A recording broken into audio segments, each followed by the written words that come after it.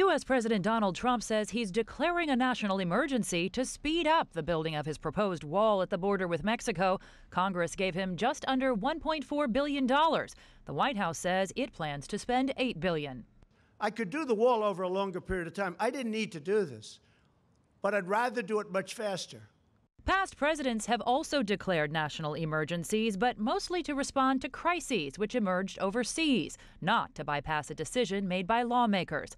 Opposition party Democrats say they'll use every tool available to oppose the president's declaration.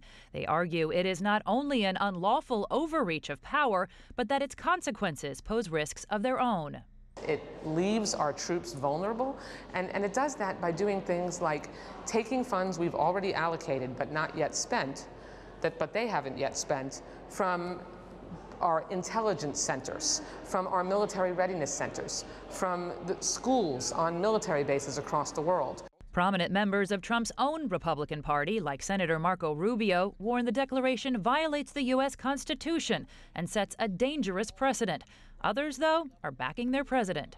Well, he said it when he was candidate Trump, now he's President Trump, and he's putting the security of the American people ahead of partisan politics, and I fully respect that. But on the campaign trail, Trump also said Mexico would pay for the wall. We're going to build the wall, and we're going to stop it. The $8 billion he's now targeting comes from U.S. taxpayers. Trump acknowledges there will be lawsuits to try and stop the declaration, but says he's ready for the fight.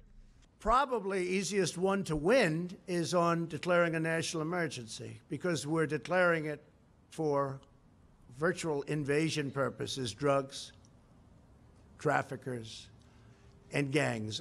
But Washington's own statistics contradict that argument. According to the Department of Homeland Security, illegal border crossings have actually declined over the past 2 decades. And when asked where he got his numbers, the U.S. president told a reporter here at the White House, quote, "I have many stats," end quote. Jessica Stone, CGTN, at the White House.